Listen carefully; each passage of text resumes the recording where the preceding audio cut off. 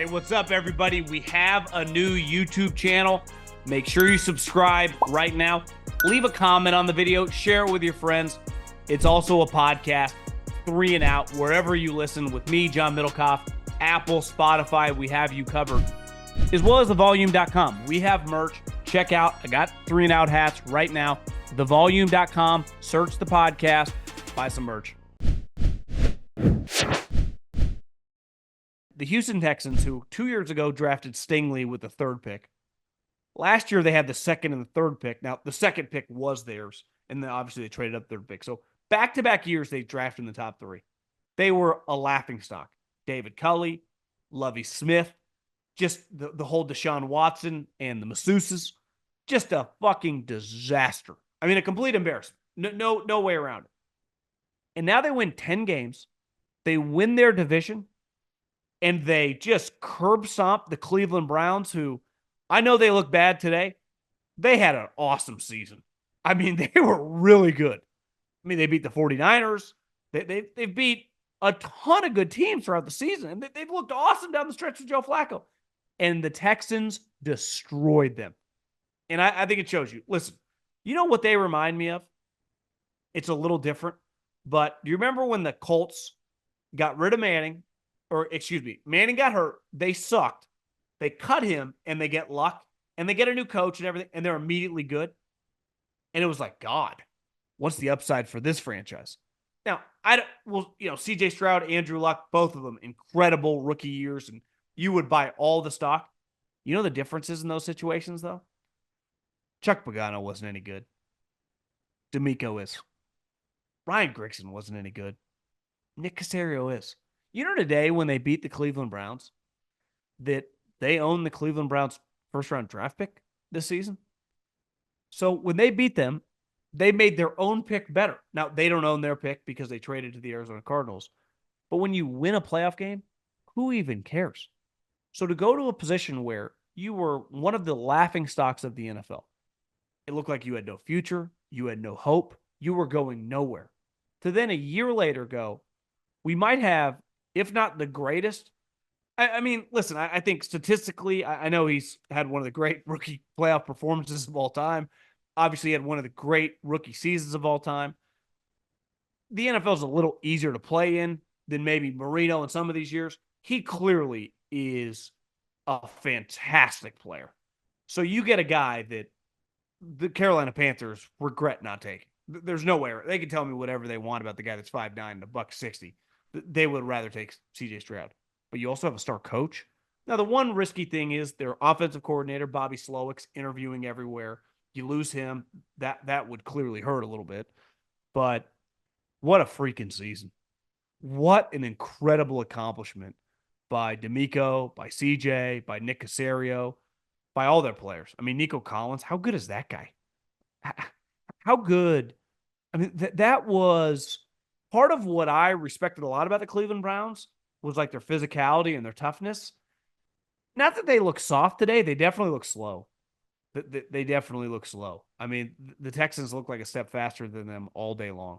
I mean, early on in that game, you're like, is this thing going to really be like 40-37? And then it was like, no, the Browns are done scoring. And Joe Flacco's going to start throwing it to the other team. So this is listen, if the Texans, go to Baltimore and lose by 20, tip your hat. Just an incredible season, an organization that has taken next year. They potentially, we'll see, the cap space is pretty fluid, might have more cap space than every other team in the NFL. So you're telling me I got a star head coach, star quarterback, a ton of cap space, a ton of other good young offensive and defensive pieces. Now, and Bobby Slowick feels like he's a lock to get a job, but you never know. He is pretty young. But you do this again, like honestly, even if you lose to Baltimore and you throw up 25 points, he'll probably end up getting a job. But props to the Texans. And on the Browns, like I'm not going to just act like this season didn't happen. What they accomplished this year with the amount of injuries they had was remarkable. Kevin Stefanski is a good coach. They lose tackles. They lose quarterbacks. They lose defensive pieces constantly. They go through random quarterback after random quarterback to ultimately settle on Joe Flacco, who was taking his kids to school. and throwing footballs with his dad and his brother to stay loose. I mean, this is not normal. But I also, and I said this last week, and I'll reiterate it right now, like, this is not a Disney movie. He wasn't going to take this team to the Super Bowl. He was 38 years old. Historically, he's thrown a lot of picks. He hasn't even played good football in more than half a decade. This was actually pretty understandable that the guy just, I don't even want to say he melted down. He just played like he's been playing the last 5 or 6 years. Not good. And the biggest issue with the Browns, and I said this early in the season, is they had to make hay this season. Why?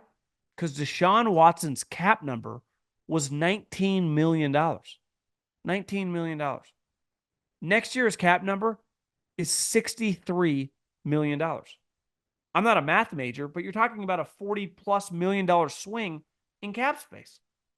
So you talk about the team that part of the reason they were so deep is they have a lot of good players in a lot of positions. Their team is never going to be this good ever again. The only way their team's going to be this good is if Deshaun Watson is $63 million cap hit, which I'll have to do the math after this podcast, might be the biggest in the NFL for a quarterback, is a top 10 quarterback. If he's not a top 10 quarterback, they're a disaster. Like if he just plays like the 17th best quarterback, kind of like he did at moments this year, they're fucked.